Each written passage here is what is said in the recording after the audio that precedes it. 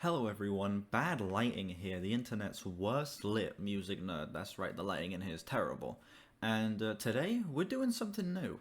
Today is going to be the start of something different, okay? No reaction, just a review. It's just going to be me and you having a conversation. No cutting to me midway through listening to the album, none of that. Just me talking to you. And the reason I'm doing this is because I can't really film reactions right now. There's no proper Wi-Fi where I am, so I can't stream, and also filming a reaction wouldn't really be the best because there would be no like chat on screen or anything like that. So I thought, why not dip my toes in doing some actual written reviews? And I decided I was going to do that with a band that I had never listened to before, and that is The Police. Sting, Stuart Copeland, Andy Summers, The Police. The three-piece English band with one American man that formed in the UK in the 70s when punk bands like The Clash were ruling the streets. Their very unique blend of punk, reggae, and new wave made them an absolute standout at the time and continue to make them a standout to this day, with them having well over 30 million monthly listeners on Spotify still. Before starting this, I had never listened to a Police album. I've heard like their biggest singles like Roxanne, Every Little Thing She Does Is Magic, Message in a Bottle, of course. But besides that, I had never listened to a full project of theirs, and I've been meaning to get into them for a while now, so I thought, what better time to start than now? And obviously, what better place to start than the beginning, their debut album, Outlandos d'Amour.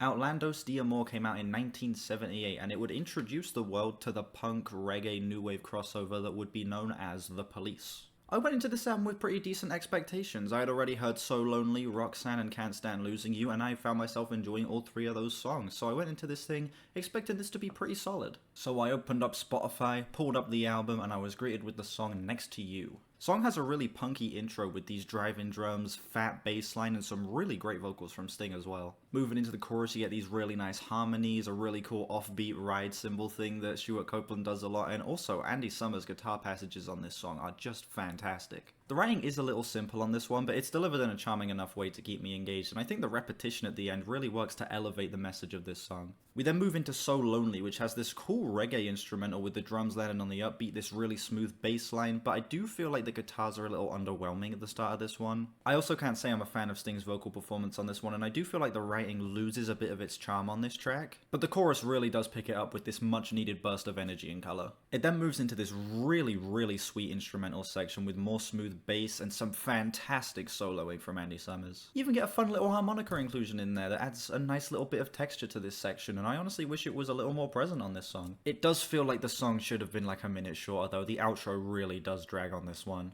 Roxanne has an absolutely iconic intro with those incredible sounding hi-hats and the most tasteful bass line you can imagine. Sting is also just given the vocals his all on this track, not just in the lead vocals, but on the backing vocals on the chorus too, that really give it that grand feeling that they're going for on this song. This is just a great, well-paced, catchy track. I can see why it's one of their biggest songs, easily one of my favorites on the album. Hole in My Life has its cool moments, like the nice watery guitar at the beginning of the track, some really great Copeland fills in there as well, but I feel like the structure of this song is just a little too wonky and it gets way too repetitive for me at times. Peanuts is an absolutely wild punky ride, starting with these super sporadic drums, the bass line going absolutely wild, and some really cool guitar effects in the background as well. This song moves at just a breakneck pace, it does not let up for a second, which I really appreciate.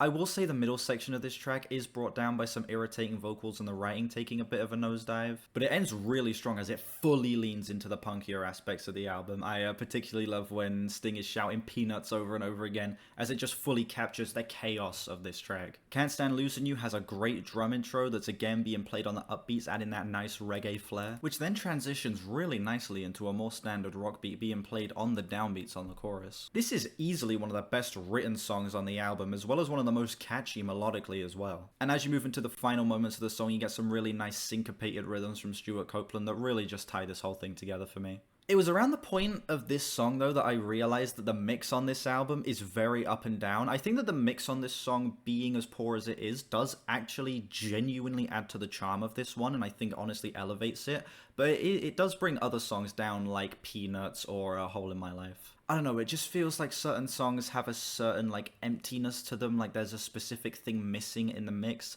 and I can't quite put my finger on it, but it is a little distracting at certain points. Truth Hits Everybody starts on 11 and keeps the energy going. You get these absolutely stunning guitar tones, the thickest bass line that you get on the whole album, and Stuart Copeland is going wild on this one. As you move into the chorus, you get these stunning harmonies with Stuart Copeland adding more offbeat stuff on the ride cymbal and the hi-hat, just adding extra flair to this song. And the pacing on this one is fucking flawless. I will say the writing is a little lackluster on this one, but it's not too terrible, and it ends on a really, really nice crescendo too. Born in the 50s is probably my least favorite here, but it's not a bad track. Sting provides some of his most aggressive vocal performances on this track, and I think that the instrumentals in the verses is some of the strongest they've been on the album. But the very rebellious writing and the tedious vocal melody on the chorus make me not really want to return to this one all that much. Be My Girl Sally is one that I didn't really like on a first listen, but re-listening to it, it completely clicked with me. It starts off really standard, but in a very ironic way that on a re-listen I realized was super clever. As you move past the intro section, you get to the main bulk of this track, which is this spoken word part with these really sporadic pianos that are bordering on horrific and comedic.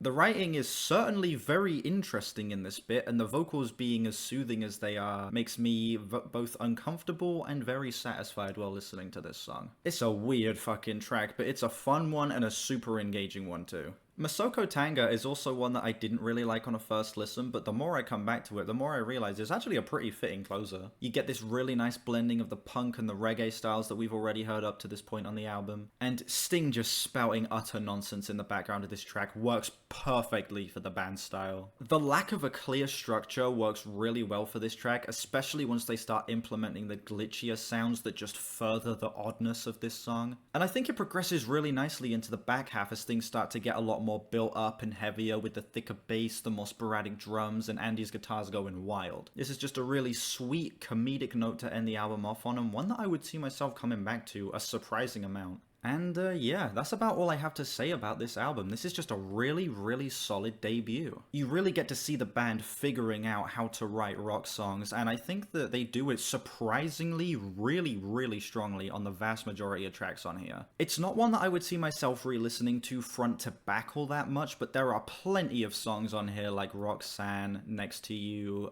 Can't Stand Losing You that I'm going to see myself re-listening to casually a ton. Yeah. Solid ass album, one I'm very happy with, and I'm excited to get into the rest of their discography. I'm feeling like a 7.7 out of 10 on this one. And yeah, that is going to do it for Outlandos Dia More. Let me know what you think of this album down below. How does it compare to other Police albums and just other 70s rock albums in general? Let me know what other albums you'd like me to listen to and review down in the comments as well. Make sure you like and subscribe if you haven't. We're on our way to 2K. Links in the description to my Discord, my album of the year, my Twitter, and my second channel. Check those out if you haven't. And yeah, I will see you guys whenever I next stream or upload. Bye bye.